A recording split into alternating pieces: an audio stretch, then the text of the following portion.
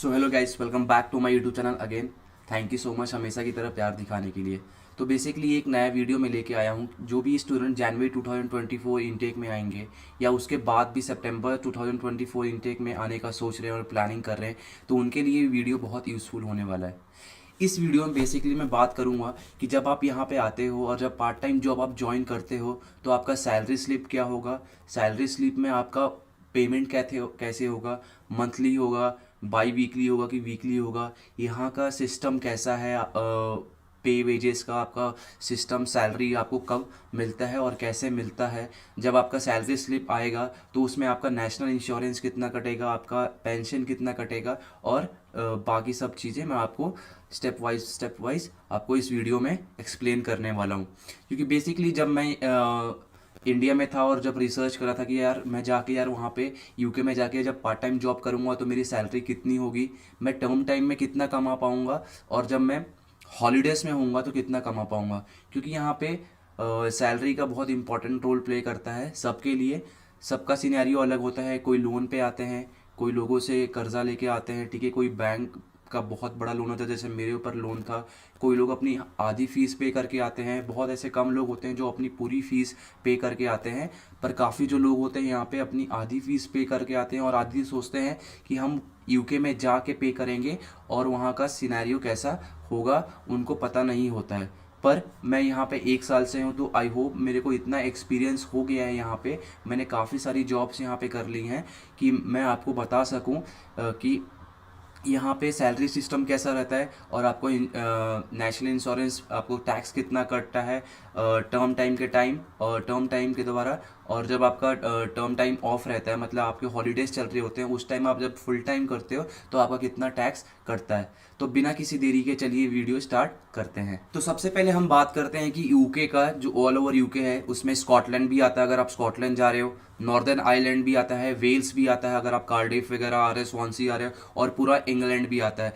तो इस यूके का जो एक फिक्स वेज है, ठीक है। फिक्स वेज का मतलब क्या है कि आपको at least minimum amount of ways मिलेगा, जो यहाँ पे मिनिमम नेशनल मिनिमम वेज बोलते हैं, जिसे अभी 10.42 चल रहा है, आप 10.50 लेके चल सकते हैं। ये हर साल चेंज होता है अकॉर्डिंग टू द इन्फ्लेशन। जैसा इन्फ्लेशन होता है उसके हिसाब से हर साल यहाँ पे जो यहाँ का नेशनल इंश्योरेंस जो मिनिमम वेज होता है वो आगे बढ़ते रहता है और चेंज होते रहता है और इंक्रीज होते रहता है।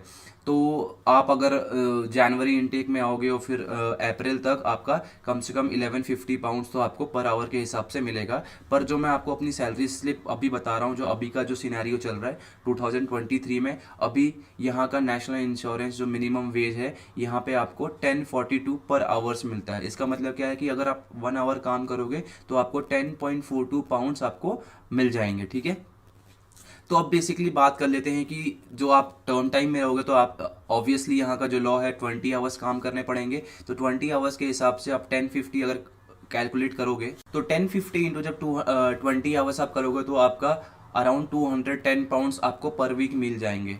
अब इसको आप मल्टीप्लाई कर लोगे 4 वीक से, तो आपकी ये टर्म टाइम के दौरान अगर आप नेशनल इंश्योरेंस पे काम कर रहे हो, मिनिमम वेज पे काम कर रहे हो, ठीक है, ऑन द बुक्स काम कर रहे हो, तो आपको एटलीस्ट इतना आपको मिल जाएगा, ठीक है। 840 पाउंड्स अराउंड आपको मिल जाएंगे, ठीक है। तो ये हो गया आपका टर्म टाइम के दौरान। अब मैं आपको अपनी सैलरी स्लिप दिखाने वाला हूँ। जब मेरी यहाँ पे छुट्टियाँ पड़ी थी, समर हॉलीडेज पड़े थे, तब मैंने पूरा फुल टाइम काम किया था यहाँ पे, ठीक है। कि और मैं आपको बता चुका हूँ कि मैंने अपनी फ़ीस कैसे निकाली थी, क्या क्या सिनेरियो है। तो जहाँ पे जिस कंपनी में मैं काम करता था वहाँ पे मैं सैलरी स्लिप मिलती है, ठीक है। अब सैलरी स्लिप होती क्या कि आपको बाय ईमेल भी मिल सकती है, ये आपके टोटली डिपेंड करता है अपनी कंपनी के ऊपर कि आपको ईमेल पे देते हैं कि वो बाय द पेपर आपको प्रिंट आउट देते हैं, ठीक है। तो मैं आपको दिखाना चाहूँगा, जब मैं बर्गर किंग में काम करता था, जब मेरे को एटलीस्ट 37.5 टू 40 आवर्स पर वीक मिलते थे समर हॉलीडेज में। ये मैं बात कर रहा हूँ मई, जून, जुलाई, अगस्त। अगस्त तक मैंने इतना पूरा काम किया था। उसके बाद मेरे को आवर्स कम मिलने लगे थे क्योंकि वो कंपनी के हिसाब से आवर्स मिलते हैं, उनका बिजनेस जैसा जैसा चलता है उसके हिसाब से आपको आवर्स देते हैं। तो यहाँ पे क्या सीन है कि जैसा बिजनेस रहता है उसके हिसाब से आपको आवर्स मिलेंगे। अगर आपका कंपनी का, जैसे मेरा बर्गर किंग है, अगर उसके सेल्स अच्छे हो रहे हैं, जो सेल्स केपीआई हिट कर रहा है, तो आपको ऑब्वियस सी बात है कि आपको आवर्स भी ज़्यादा मिलेंगे। पर क्या होता है, अगर आपको आपकी कंपनी सेल ही नहीं कर पा रही है, उनके सेल्स ही हिट नहीं हो पा रहे हैं, तो ऑब्वियस सी बात है कि आपके भी आवर्स रिड्यूस किए जाएंगे। तो मैं आपको यहाँ पे अपनी सैलरी स्लिप दिखाना चाहूँगा। तो बर्गर किंग का सैलरी स्लिप कुछ ऐसा होता है। अब मैं यहाँ पे कुछ चीज़ें को हाइड कर दूंगा, क्योंकि कुछ चीज़ें कॉन्फिडेंशियली होती है। पर मैं आपको इसमें आप देख सकते हैं सैलरी स्लिप कुछ ऐसी होती है, मैं आपको दिखा देता हूँ और उसके बाद मैं आपको एक्सप्लेन करता हूँ यहाँ पे एक एक चीज़ होती क्या है, ठीक है। तो अब जैसे बात करते हैं, अब मेरा बर्गर किंग का सिस्टम कैसा है कि हर 2 वीक में आपको, हर 2 वीक का जो पेमेंट मिलता है, तो मतलब हर 12 दिन पे सैलरी मिलती है आपको। और फ्राइडे के दिन होता है सैलरी, ये डिपेंड करता है आप डिफरेंट कंपनी टू कंपनी। मेरी थर्सडे को 12 बजे रात को सैलरी मेरे अकाउंट में क्रेडिट हो जाती थी। अब बात करते हैं यहाँ पे, जैसे यहाँ पे दिया हुआ है यूनिट्स, यहाँ पे दिए हुए हैं 49.16, तो मैंने यहाँ पे 49.16 आवर्स मैंने काम किए थे वीक 1 में। अब मैं उसको अगर 1042 से, जो यहाँ का मिनिमम वेज है, उसके हिसाब से कैलकुलेट करूंगा, तो मेरा कुछ पहले वीक का सैलरी बना था 513 पाउंड, ठीक है। ये मेरा पहले वीक का 513 पाउंड्स बना था। उसके बाद दूसरे वीक में मैंने 40 आवर्स काम किए थे, 40 आवर्स काम किए थे, उसके हिसाब से मेरा 421 पाउंड्स बना था अप्रॉक्सीमेट 10.42 के वेजेस के हिसाब से। अब यहाँ पे देखते हैं कि यहाँ पे डिडक्शन डिटेल्स में आते हैं, ठीक है। ये मेरी पूरी, पहले मैं आपको बता दूं कि मेरी पूरी टोटल सैलरी बनी कितनी थी, दो वीक की।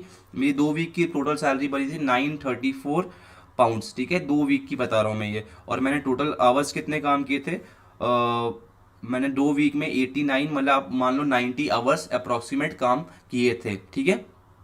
अब मैं यहाँ पे डिडक्शन डिटेल्स में आता हूँ। अब मेरा नेशनल इंश्योरेंस जो यहाँ पे दिखा रहा है कटा हुआ, वो 54 पाउंड्स है, ठीक है।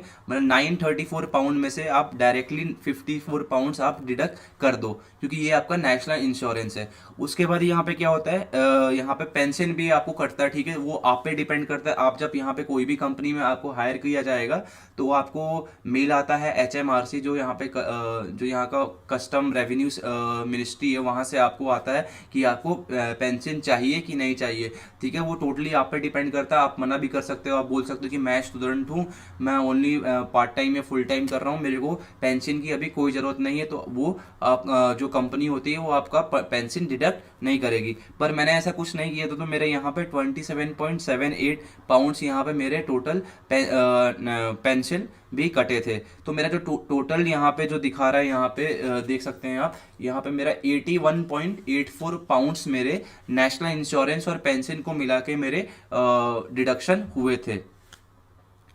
तो ये चीज़ मैं दिखाना चाहता था। तो फिर अब मेरा टोटल 934 पाउंड्स सैलरी हुआ था। मेरे डिडक्शन डिटेल्स के बाद यहाँ पे मेरे 852 पाउंड्स मेरे यहाँ पे बने थे।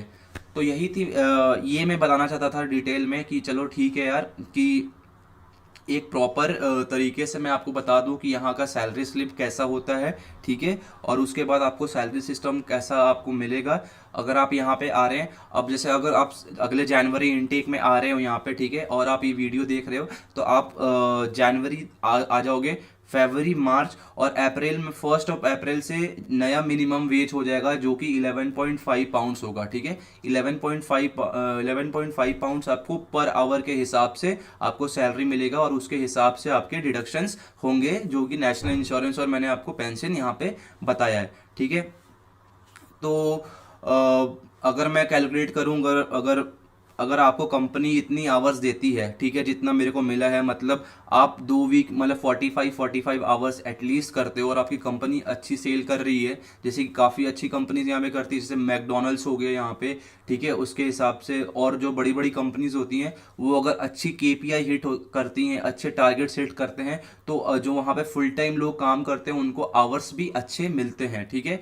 तो अगर आपको मान लो कि अगर किसी कारण आपको 9 to 5 जॉब नहीं मिलता है, ठीक है, अपनी ग्रेजुएशन के बाद भी, तो यहाँ पे अगर आप 11.5 आवर्स काम करके भी आप यहाँ पे इतने 45 आवर्स भी काम करते हो वीक में, और दो दिन ऑफ लेते हो, तो आराम से आपका 934 या 1000 पाउंड्स आपका अगले साल से बनना स्टार्ट हो जाएगा, ठीक है।